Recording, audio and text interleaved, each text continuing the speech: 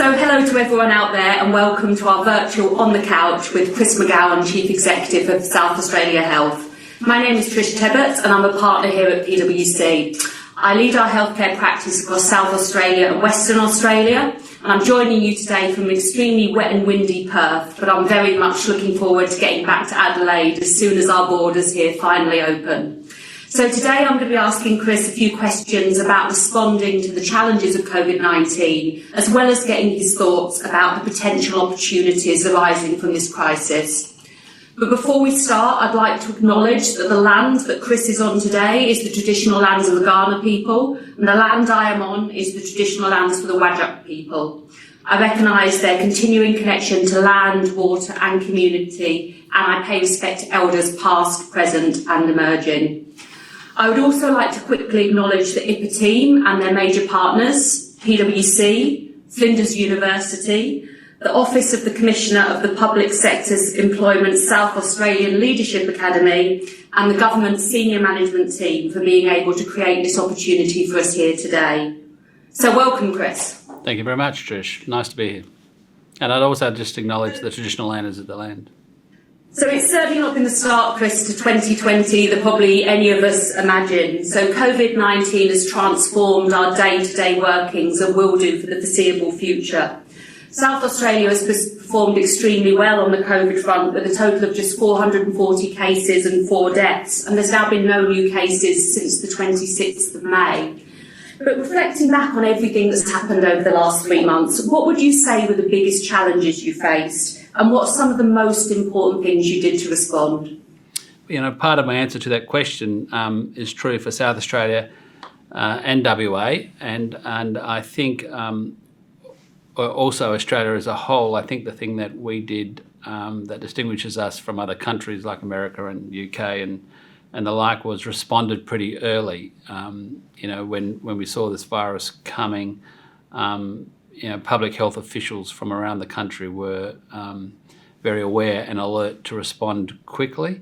I think as I think about, you know, what are the preconditions for the success that we had, and I speak for South Australia, I think there's a few things there. One is I think the enormous initiative of the federal government, to be honest with you, and AHPPC, and that process of the federal government forming National Cabinet and having AHPPC reporting directly into it. That did a few interesting things. One thing it did was that I use the term, it scaffolded all the chief public health officers around the country. So the decisions that they had to make in the jurisdictions are massive decisions, and the ability to make those decisions without the camaraderie of that support that AHPPC gave them, I don't think we would have had the courage to make those decisions as quickly. So I think that's an enormously important dynamic to the solutions across Australia, and why Australia had the courage to move as quickly as it did. There's a few things for us. We have had a terrific Chief Public Health Officer who, as I say, scaffolded by HPPC, was able to take some very courageous decisions. When I look back at that, particularly the first 6 weeks, you know, from mid-February through to mid-April, when we started seeing the numbers flatten out, I think the courageous decisions, we had to move from saying, you know, what is an appropriate response to this? Because, you know, if you had asked me, you know, in early February, would I be closing the borders essentially a few weeks later, you would think that would just be unthinkable. So just moving through that journey, you know, those 12, 13, 14-hour days, 7 days a week, and working through, you know, are we really going to do this thing? Are we really going to lock down nursing homes? Are we really going to close borders? Are we really going to really stop social gathering in any meaningful way? They were decisions that were sort of out of our minds in terms of bravery. But that scaffolding of HPPC and the science and being able to make those decisions was they were the important things to do. You know, fundamentally, I think the most important decisions across all those was the social gatherings, which essentially reduced the transmission efficiency rate in Australia quite low, well below 1, and closing the borders. By that I mean the international borders, and then for South Australia, the state borders as Western Australia, stop the importing of those cases into South Australia. So I think they were the key things. Okay, thanks. And obviously communication's absolutely key in this sort of circumstance. Yeah. Can you give some examples about how, very quickly you had to make decisions about how you changed communicating with your teams and obviously the people wider in the South Australian community? Yeah, so it was kind of multifaceted, and I'll talk a bit later about the way we structured our response, but we did a few things from a communications point of view. We every day we had a Premier who did an outstanding job in terms of, and my Minister, taking advice and religiously sticking to the advice, the health advice, and we're absolute champions in representing that back to the public. But every day we essentially had a public press conference at 3 o'clock, 7 days a week, where the Chief Public Health Officer, the Premier, the Minister, and sometimes the Police Commissioner, because the way we structure our emergency responses here, the Police Commissioner becomes ultimately the authorising role for most of the major emergency decisions. They would brief the public every day. So there was, I remember one day looking at that was live streamed and obviously turned up on all the news feeds, but there was over 20,000 people watching those streams live. So there was a direct access into that. We did lots of communications internally, and there were lots of work groups. We didn't get it all right. In those early days, I remember when we were absolutely flat out trying to keep the virus contained, we probably didn't communicate with the hospital networks as much, even though there was communication going on. We were trying to stop it before it got here in any meaningful way, rather than focusing on briefing them, just getting them ready. So I'll talk about that a bit more later, no doubt. But we had lots of communication flowing out, video clips, what we call CE checks and whatever flowing through our system. But the public communication was essentially through the press conferences. And we have a very well structured, and I discovered, and I didn't know before this whole thing happened, an incredibly well organised emergency management response team, which brings all government departments into one place.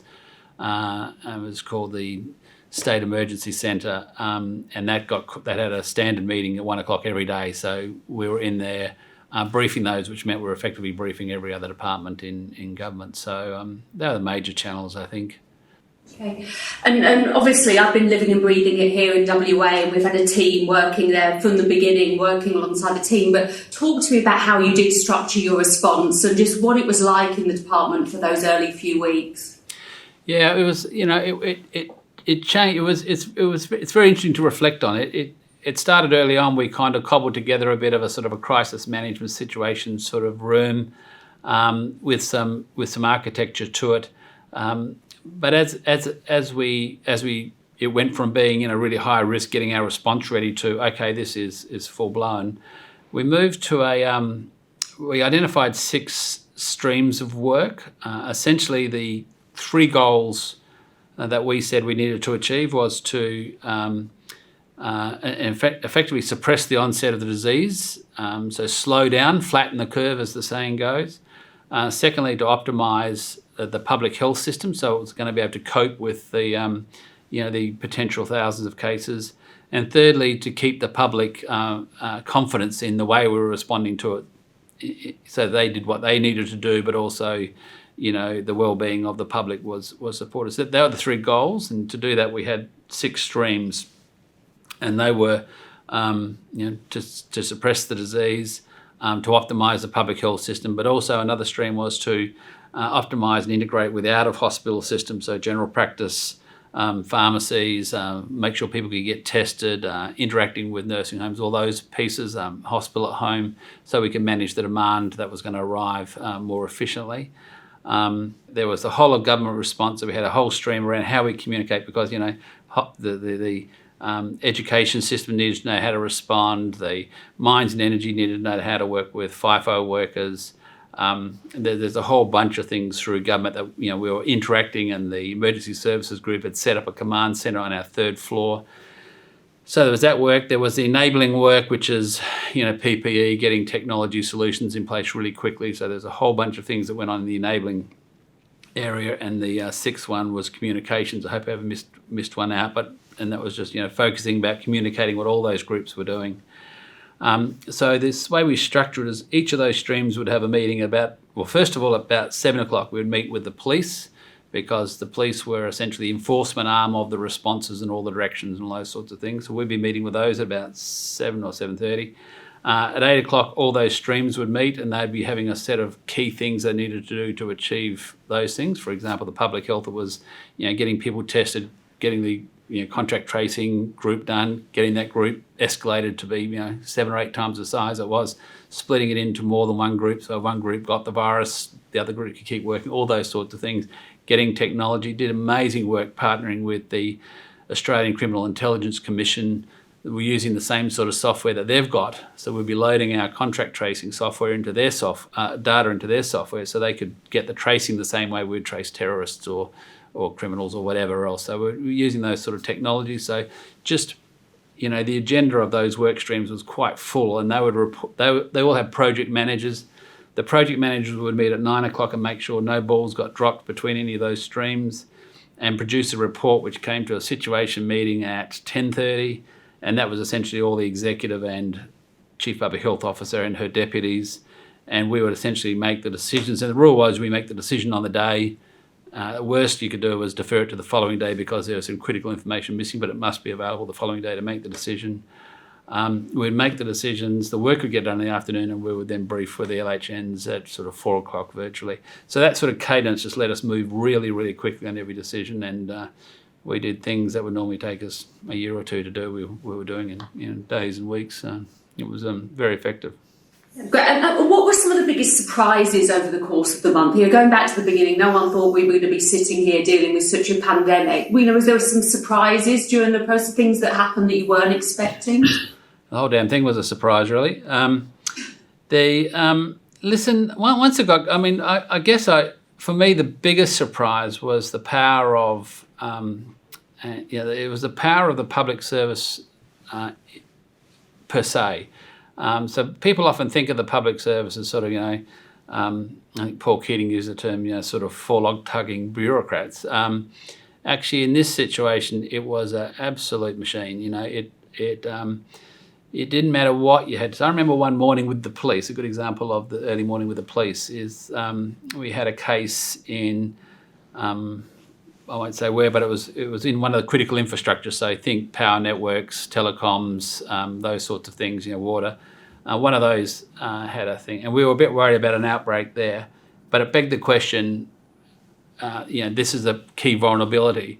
So I asked that, all the critical infrastructure have a pandemic response in place by the end of the week.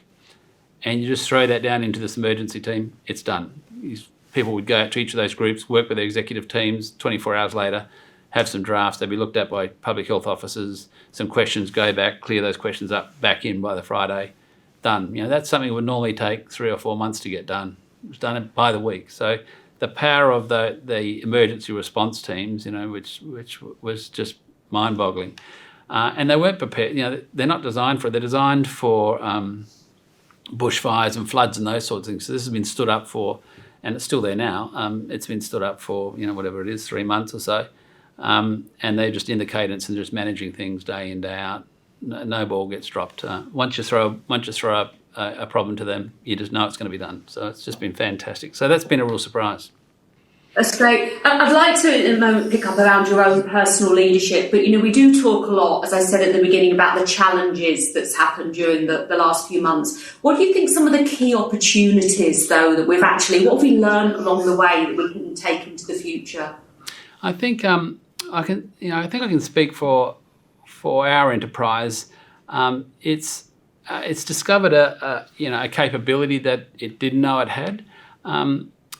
And I was writing about this just earlier today. Everybody knows an effective team really works with a superordinate goal. You need some sort of goal that is bigger than above, superordinate to the members of the team that we all share. You're a football team, you want to win the premiership. We're all turning up to practice because we want that premiership.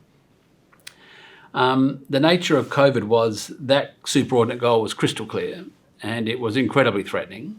And we all had enormous vested interest in sorting it, for your own family, your own well-being, but for that of your community, for that of your hospital, for your reputation, whatever it was. We all were enormously vested in sorting that. So, and we knew it had to happen really quickly. There was no negotiating a timeline with coronavirus. So everything came together, but it discovered its capability. Right, it just still sits there as a beacon to how we can work if we unite around a goal. So we've actually taken some of that learning now, and we're trying to use that as a different way of doing our business. It was the whole department, the whole enterprise, in some ways, whole of government, all cutting across the traditional boundaries and working together to deliver things.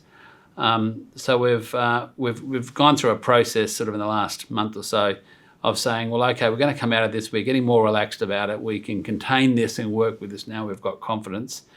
But as my cycling coach used to say, winners are the people who accelerate at the top of the hill, off the top of the hill. We've got to the top of the hill, we hope. Let's accelerate off, let's take these learnings and let's identify what are the critical things we need to do, create some new streams of work and set about bringing the same energy and breakthrough approach to those. So that's what we're doing. Great. And the final probably question just around specifically the response. With the benefit of hindsight, which is always a wonderful thing, particularly in these, is there anything you think you would have done differently if we could turn the clock back to February? Not really. I said before, I think we dropped the ball. When it first hit and we were going to be closing borders and shutting down social gatherings and everything else, we were so flat out managing that process and double checking ourselves and whatever else. We were trying to hold back the tide, and I don't think we communicated well enough with the hospitals who were sitting there saying this, they're on the beach saying this tide's going to hit us when you don't hold it back. But I don't think we communicated with those enough, and they told us so.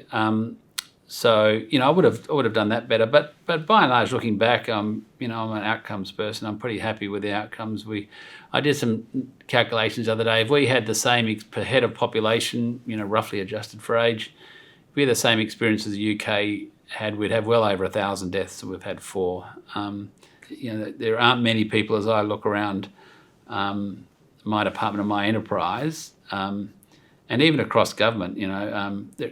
There was nobody who asked anything of who didn't put their hand up and step forward with some real energy. So, there's not much I'd want different, I don't think. Okay, thanks, Chris. So moving on to leadership, what did you learn about yourself as a leader over the last few months? I was very, very worried when this was starting to happen, and you ask yourself, are you the right person to be leading this? Whenever I do leadership, whenever I'm talking to young leaders coming through and whatever else, I always say to them, know your strengths and play to your strengths, and know your weaknesses and have them managed. Make sure you get. I'm not the world's most organised person in my office, so I make sure I've got somebody who is organised, helping with my day sort of thing. And so when your job goes from one which I'm very clear in my mind, I took this job to make some very strategic differences in the way healthcare is delivered. I didn't see, global pandemic on the job description when I took it. So and I wasn't sure whether I was the right person to lead the enterprise through this thing, and I worried about that a lot, right? But it was the same thing essentially came through. Was once you kind of say no, I don't think these are really my skills. You do the same things. You say, well, what needs to happen? How should this look, and make sure that it looks like that. And it was the old thing that leaders discover at some point in their life, which says, there's no perfect leader across every facet. What you've got to do is make sure that as a leader you can harness the resources and muster the processes that will be right for the situation. And I think we did that pretty well, as I talked about that, getting that cadence in process of those meetings and the way those meetings were structured. And, I was making sure that I wouldn't chair that, because I would not be the most well-organised person to chair that, but I sat at the end of the table and led the process. when I say I led the process, I made sure the team around every team had the right people on it, and they led the process, and they had the right people on their teams, and they were leading their respective bits. So keeping the team functioning as a well-organised team and making sure that happened was what we managed to do. And I sort of, as I say, I come out at the end of it saying, I think we got pretty good results. I think if you knew you're having a pandemic next week, you might not particularly get me to manage it, but the job of a leader is to get the right person to manage it. And I think we did that. We had some great help. Actually, it was one of the guys from the police force who stepped across from the police commissioner's office who brought the organisation and discipline into that process. So that cross-government process. Yeah. Great. So before we move on to what's next and what the next 6 months of recovery looks like, I'm just going to turn to one of the questions that came in from one of the IPA members, which is, how do you think South Australia Health can help demonstrate further support to developing leadership? And I think, as you've beautifully said, this has been such a massive team effort. So what is South Australia specifically going to do to help emerging and future leaders? Well, first of all, I think all good leaders... I actually think a precondition for leadership, right? If you don't have an internal locus of control, if people know what that means, if you don't have an internal locus of control, you will never be a good leader, in my view. You can learn to get internal. I don't think it's innate in you, but without an internal locus of control, you'll never be a good leader. And that essentially says that your development is your problem, not somebody else's. And good leaders will take their personal and professional development in their own hands. So the most important thing we can do is to get out of the way of that, right? And let people who are taking initiative step up and lead, and just encourage good leaders and reward them and not jump on people for failing. And I think we generally try and do that. I mean, the public service isn't particularly good at doing that. We want to make sure we never embarrass our ministers. It's much you can get by quietly by not doing anything. But I think increasingly we are letting good leaders emerge, and I think that's the important thing. And I'm much more an advocate for letting good leaders emerge and nurturing them rather than trying to create them and drive them. Notwithstanding, there are good programs through the Office of the Commissioner for Public Sector Employment, IRMA. There's some good programs that we run. I think one of the major, once leaders get to a threshold, a tipping point, there's very little you can do from a training point of view. You can take them away, lock them up with PwC or the likes for a few days to do a leadership program. Mostly it's time to reflect on their leadership style, get a bit of input from some reading and develop, but it's them developing themselves through recognising your own strengths and playing to them, recognising your weaknesses, understanding, if you've got particular skills, you need to really leverage those. They become your brand, if you like, and making sure that the roles you take on are aligned with that capability. So it was one of our, one of the key things we wanted to. When I came into this job, when this government came in, they'd had 10 CEOs at Carlin in 10 years. I think 5 CEOs down at Southern in 5 years. And one of the key things we wanted to do was to stabilise the leadership. And there's been very little movement in those people since they've been appointed in the last few years. So I think having a stable leadership environment in which leaders can develop and move through, I think is important. With environments that are moving around all the time, different leadership styles every 5 seconds, I think confuses everybody. So I think that's also quite a big help. Okay, great. Thanks, Chris. So moving on now to what's next. So what are the focus and critical priorities for South Australia Health over the course of the next 6 months as we move into recovery? Yeah, so we're quite clear on this. So as I said, we put in place those streams that we were using to deal with COVID-19. And now that that's stabilising, we've just been implementing this in the last few weeks. So we're essentially closing out those 6 work streams. We're taking the ones that are specifically about COVID. So that's continuing to keep the public hospital system on alert. But most importantly, now that we've essentially been effective in suppressing having the New York experience visited on us. The goal is to detect the disease very, very quickly in the community, and that's sort of ubiquitous test, making testing much easier. At the moment, you get a GP referral, they're going to stick something down the back of your nose, and then you've got to wait 24 hours. You've got to isolate yourself during that. So that's just too hard, and people won't get tested, even though we're having about 2,000 people tested a day, which is quite good numbers.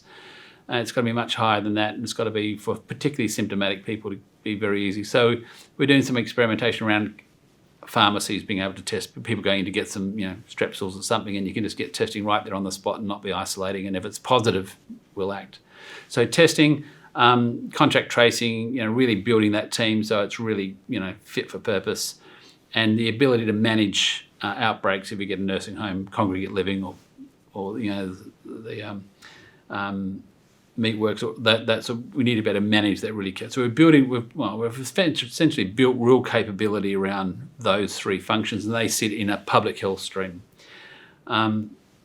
Listeners from outside of South Australia wouldn't be aware, but in South Australia we came into a fair bit of criticism by the Independent Commissioner Against Corruption in a lot of the documentation and processes that we have in health, particularly around medical workforce, have been very undisciplined, if you like, and we've got a stream around fixing up those policies and procedures, really rebuilding the culture in medicine to be much more supportive and outcome orientated, and the industrial arrangements leave us wide open to corruption. So we need to really tighten up the industrial arrangements. So we've got a stream around that.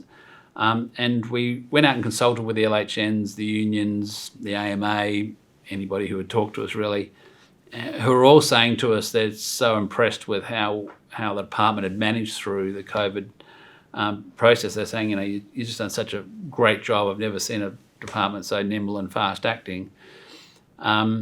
For God's sake, don't lose it. And so we went out back to them and sort of said, well, what are the things you'd want us to do in using that sort of approach? That would be the highest priority. So we processed all that and essentially added three more work streams. So, I said that one work stream is the continuing public health response to COVID.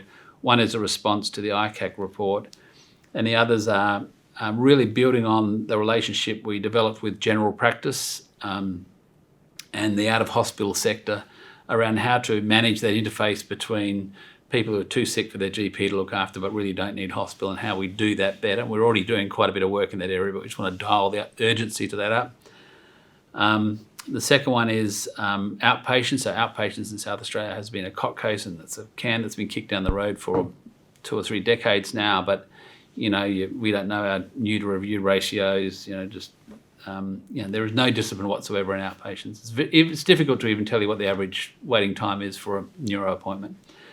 So we really want to do some new work there, but not just fix that. I mean, my vision would be that a patient going to see their GP could essentially do a video conference instantaneously with a specialist and get some education about how to respond to an inverted T signal on an ECG or something, and not have to then be a bit unsure of the advice, refer the person to the specialist. Person waits 3 or 4 months, gets there, the consultants in an emergency somewhere else have to make that sort of thing. So we think we could do that a lot better. So we want to fix outpatients. And the third, the fifth thing in this new stream is really leaning into the fundamental barriers to rural and remote people getting the kind of healthcare that they should get. So there's a fundamental. We all know there's a workforce crisis heading down we will not have GPs in small towns of 2,000 people in the future, and we're just not confronting that. We've got great technology. The whole system went virtual during COVID, where well over half of outpatient consults were video consultations. GPs have leapt into the telehealth area. So how do we start using those technologies to address the workforce issues? Bring rural technology to citizen support, get the workforce cycling out through the partnerships with city hospitals to country hospitals. So we've got a lot of ideas about how we can really lean in and confront that problem that we've been ignoring in country or dancing around gently. So we want to bring some crash-through approaches to that as well. So they're the agendas. So maintaining the public health rage, if you like, for COVID, really addressing some of the system integrity issues coming out of ICAC, outpatients, out of hospital interface with hospital, and the country agenda. Oh, that's great. I was just going to say the virtual care thing's been so interesting, the experience of patients who actually haven't had to travel to a hospital for something, and it's just, considering how whole models of care could change in the new world. Okay, so I'm aware of time, so just to try and wrap things up, what do you think would be the lasting legacy from COVID-19, both positive and negative? Listen, I hope that the lasting legacy is a set of behaviours about identifying priority, just as I've been talking just now, identifying priority responses to the system and addressing them in a cross-cutting way. We've worked in silos for so long, and when one silo needs another silo to adjust their behaviour to achieve something, it doesn't happen, and so we never get anywhere. So we really do want to move into a much more of a matrix way of delivering much more urgent responses to priority problems, and when you wrap those things up that I was saying, outpatients, out of hospital integration, and country, they all link with each other. They're all about better technology. They're all about making specialists more accessible to GPs, GPs more accessible to patients, using technology to join up and get a single patient view. Those things, when you start adding them together and aggregating them over 5 years of a series of those things, will deliver a really decent strategic improvement in the nature of the healthcare system. And I do believe the future of healthcare is an evolution, not a revolution. So, being able to vastly accelerate that evolution, I think, would be a great positive legacy. Listen, I don't think there is a negative legacy. I think we're going to be much. I continually say to people, I think the COVID experience is enormously protective for the world. I think it would have been nicer if it wasn't quite as virulent in terms of transmission. It would have been nicer if it incubated a bit more quickly than 14 days. When it's said and done, it's even though the sort of death rate sits somewhere between maybe 0.3 or 0.4 here, I can't remember quite the statistic, and we see other statistics that are quite high, but that's probably because their testing isn't as good. So it's really probably got a mortality rate somewhere south of 1%. It's taught the world how to handle a pandemic, because the next pandemic could be a much more contagious version of Ebola or something really, really dangerous, right? So, I have a friend of mine, Shane Solomon, who used to be Deputy Secretary of Health in Victoria, but ran Hong Kong Health through, I think it was SARS. And when he finally had to declare a public health emergency in Hong Kong, there was no panic. Everybody knew what to do. They took the wrappers off a whole bunch of ICUs, went and got their warehouse where they had 200 million masks sitting, and they just knew what to do. They were totally ready for the next pandemic. So I think ultimately this COVID experience in the next decade, hopefully it's a decade away, but when the next really nasty pandemic comes, we'll be extremely well prepared.